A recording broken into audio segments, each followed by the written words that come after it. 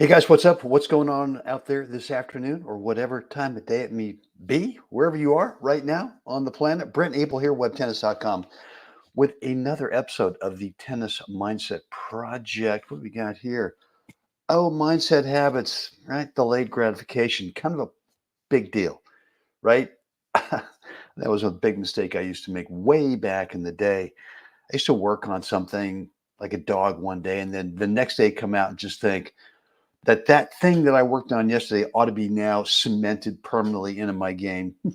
Not really, right? Talk about an instant gratification guy. And through some tough love over the years, I finally realized that delayed gratification, if you can really trust it, that it eventually you just keep putting in the work and assuming it's the right stuff, right? You're putting in the high quality work, or that the content you've got that you're working, not the content, the input that you've got is the right stuff, information, and the person you're getting it from has some real, honest to God credibility because they have either played at that level that you want to get to or they're at there right now.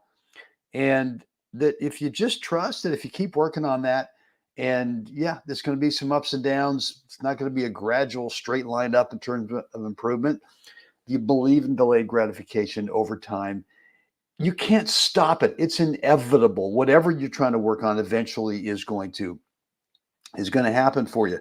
And again, like I said, you can't control it, but you will eventually get there. So that's one of the big deals. Believe and trust in delayed gratification over the course of time. Look, today's message is the problem isn't swing tech, it's your shot choice. And what I do with students, when I do with on-court students, I've never seen someone play before, and they, usually they come out and they'll say, the first thing is, I'm just going to use an example here. I'm not saying this is what happens every time, but a guy comes out and says, I really want to work my forehand. And a lot of that is because in their mind, they've been hearing so much about topspin. They've been hearing so much about, well, you got to make your forehand a weapon, all this kind of stuff. And so they come out and I just say, well, look, what I'm going to do is I'm going to bring someone else who's right at your skill level, someone who I think's right at your skill level. And I'm going to have you guys play, 20 or 30 minutes. I'm really not going to say anything. I'm just going to observe. And if it's your forehand that you come out and sort of that's the first thing you mention, I'm going to look at it not in terms of swing tech, but I'm going to look at it way more in terms of shot choice. Where are you on the court in relation to where they are on the court? And where's your shot choice, right? And so, and then if I'm out there with a on the court now, maybe playing some points, or even partnering up with someone in doubles, and so often it's not that you need to correct how you hit the tennis ball. The chances are pretty darn good that you hit the tennis ball just fine. It's just that you're trying to either force it into a situation where you're just not set up, right? You're not set up. You don't have the right spacing, right? The footwork you haven't had enough time to get around the ball to be able to, ding it the way you want to, the way that you want it to, whatever. The problem is not the technique. It's just that you're trying to go somewhere with it that is just not the right shot choice. I mean, a good example might be in doubles when you're returning serve, and you'd love to be able to hit that big forehand cross court, right, and have it dip down at the server's feet as they're playing serve and volley. Unfortunately, what do? Is they serve a ball right at you, right? And you kind of get around the backhand, and now you get it set up to hit this forehand, but the serve is just eating you up, right? And still, you're trying to hit that shot that you envisioned before the guy hit the serve. And really, it's not swing tech. Why you miss it, the shot choice was wrong, right? You should have hit a lob. You should have hit done, maybe not go top with it. Maybe you have to play a little, chip or a little block or a little bunt that gets the ball over there, and still gets down to the server's feet. But you haven't hit that great topper forehand. Or maybe, like I just said, maybe you just played up the line as a lob return to serve. So I see too often where guys are really berating themselves, having missed a shot, and they're just pissed. And I'm just going, look, that shot you just wanted to hit, you never had a chance to be able to hit it anyway, either because the spacing wasn't right, the ball wasn't where you needed it to be able to hit, you know, to be able to use the swing tech that would be appropriate for that shot choice that you want to hit. It's really just you got to choose a different shot in that situation. So I think the top players really understand this. This is that I mean, look, I'll be the first one to admit I like to tinker with swing tech a little bit. But for me, it's really about what can I do less of? Meaning, what can I pare away? Right? Am I bringing a little bit extra swing into this thing that's just unnecessary in terms of it makes it a little tough to be consistent with it, right? It could be one of 100 different things. Um, but yeah, I'm getting off topic a little bit here.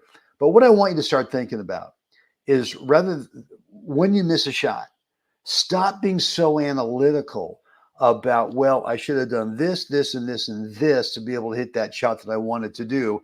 Unfortunately, it really wasn't available to you. And instead, I want you to be thinking more about shot choice. And like I said, to back up to that first thing I mentioned, when I get a new student out there, I look at their natural shot choice instincts, right? So if it's back to the forehand, for example, it's a singles guy and we're playing it where, it's a singles thing. Are they going up the line way too early in the point where there's not really a clear opening, right? And they're either missing it wide or they hit it well, but the opponent gets over there and now they've just robbed themselves of time, right? And for the opponent, that cross court, whatever it is wide open. And now they're going to get really stretched out. So be careful with that. Be careful with thinking that the problem is your swing tech, right? And start really being more open to the fact that maybe you just chose the wrong shot choice, right? The wrong place to hit it, right? Or you were just so stubborn about here comes an incoming ball to your backhand and it's inside and you're still trying to top it, right? Like no one can do that. I mean, maybe there's some guys in the tour that do that, but if it's a heat-seeking missile serve coming into your backhand where it's tying you up, it's not out to your side. Sure, a lot of pace coming in on that serve, um, and the ball gets out a little bit to your side. Boom, man, the technique is there and you can do it. But once it starts to eat you up because there's not enough time for you to create the space to get away from the path of that incoming ball, can't get away with your feet, right? To create that space, and yet still trying to tech it, right? Still trying to swing tech it with some top, and it's just the wrong shot choice, right? So, all right, hope this has been helpful today, guys. Any comments? Let me know down below in the comments area. Any questions? And look, if you want to keep the conversation private, you're more than welcome to. Just shoot me an email, brent@webtennis.com.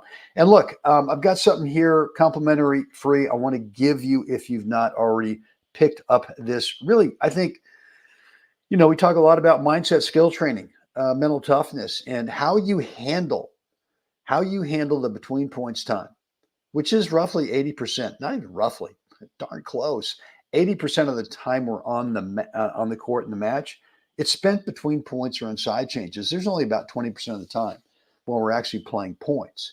And so if you don't manage that 80% of the time of the match really well, you're going to start, or you'll continue to make some poor shot choices. You got to have some clarity, right? You got some clarity in terms of how you want to start the next point with your serve. How do you want to start the next point with your return of serve based on a whole bunch of factors that you've seen from that opponent's serve.